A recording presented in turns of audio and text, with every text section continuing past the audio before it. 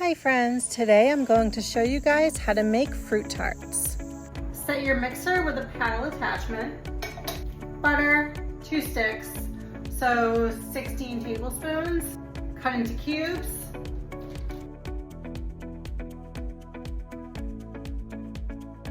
one and 2/3 cup of powdered sugar,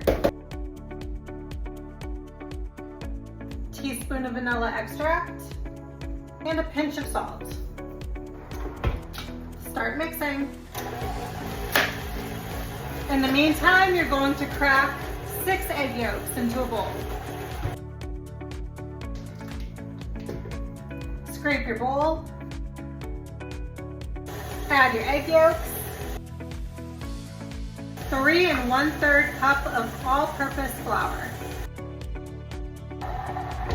Scrape your bowl one more time. Make sure your hands are clean. They should be anyways if you're baking.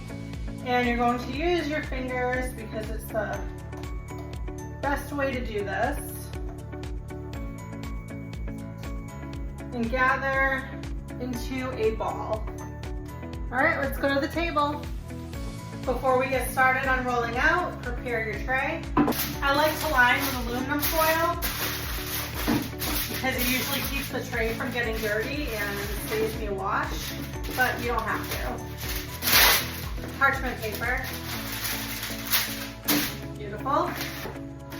Set aside. Flour your table. Again, make sure your table is clean. And your rolling pin. Beautiful. Divide your dough into 3 equal pieces. These are so not equal. Oh God. All right, now let's roll it out.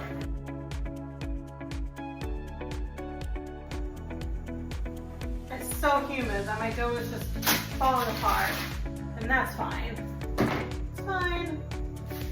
Everything is fine. Parchment paper, put over the dough, and now let's roll out another one.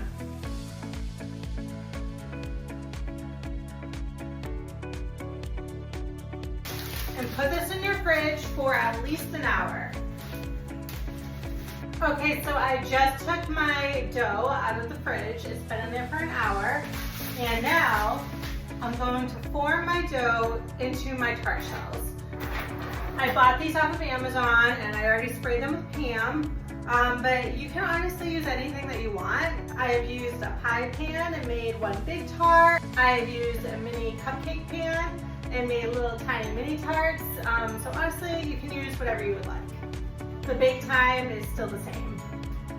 All right, so I'm just going to take some of this, take one of my little shells, and just press it on, like so.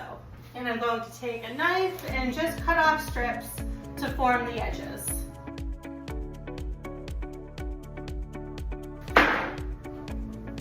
And make sure you really press down on the dough, especially like at the creases, just to make sure that the edges don't come off after you take them out of the oven.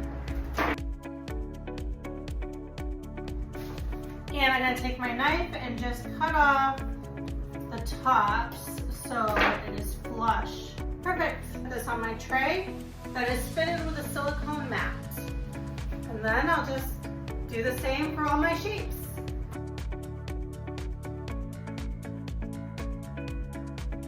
Once you've formed your molds, take a toothpick and just poke a hole through the middle of each one. This will prevent the centers from bubbling up in the oven. Now you're going to want to stick this in the freezer for half an hour. I have a bunch of leftover scraps, so I'm just going to rework it, re-roll it out, just to make more. All right, my tart shells have been chilling in my freezer for half an hour, so now I'm going to bake them. 320 degrees for 14 minutes, and rotate your pan in the oven halfway through. My tart shells are done and they smell delicious. All right, so this next part is not a fun part, getting them out of the shells. You're going to want to get them out of the shells fairly quickly after you take them out of the oven. So I just kind of use like an oven mitt. I guess it would help if I had like oven mitt gloves, but I don't, so I use my oven mitts. And if you let them cool completely in the tart shells, then you're screwed. They're not coming out. You can try your darndest, but they will probably break. So get them out while they're hot, and try not to burn yourself. So I just kind of start by turning them upside down. So kind of just give it a little bit of a shake. They'll come out. Just might take a minute.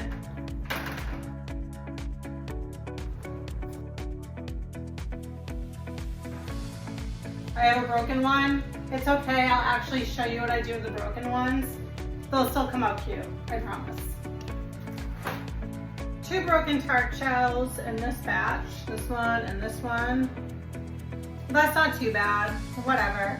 I'm going to leave these to cool, and I'm gonna go put in my second batch. These need to cool completely before you even think about filling them or even touching them, because as you can see, they are very, very delicate when they're warm. They're easier to manipulate when they're cool, and plus if you pipe it with the custard while they're hot, the custard is just gonna melt all over the place, and you're gonna ruin your whole operation. So I'm just gonna let those chill for probably like an hour, honestly. I'm not in a rush. Good all day, have no plans. All right, so the most fun part of fruit tarts is obviously filling them and decorating them. So I have my custard in a little piping bag. And for fruits, honestly, you can use whatever fruits you want. For these today, I'm using kiwi, blackberries, raspberries, strawberries, blueberries, and these cute little champagne grapes. They're adorable. So I'm going to start with piping in my custard. You don't want to put too much in, because then it'll be delicious, but it'll overtake the fruit. And so just, moderate amounts. All right, let's do it.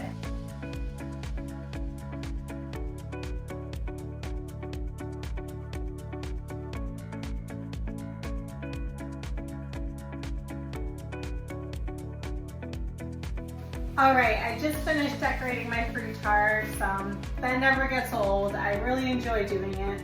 I kind of look at the fruits like they're little gems almost. I try to keep the integrity of the shape of the tart shell intact as I'm placing the fruits on. So now my last and final step before I get these back in the fridge is I'm going to paint on an apricot glaze. So you don't have to use apricot jam for this. I've also used peach jam, that works out just as well, but just make sure that you use a neutral colored jam. So you don't want to use like a raspberry or grape jam that will potentially darken your lighter fruits. So try to keep it neutral. So what I'm gonna do is take a good tablespoon of this, put it in a microwave safe bowl, and add about a tablespoon of water. Great. So now I'm just going to throw this in the microwave for about 30 seconds.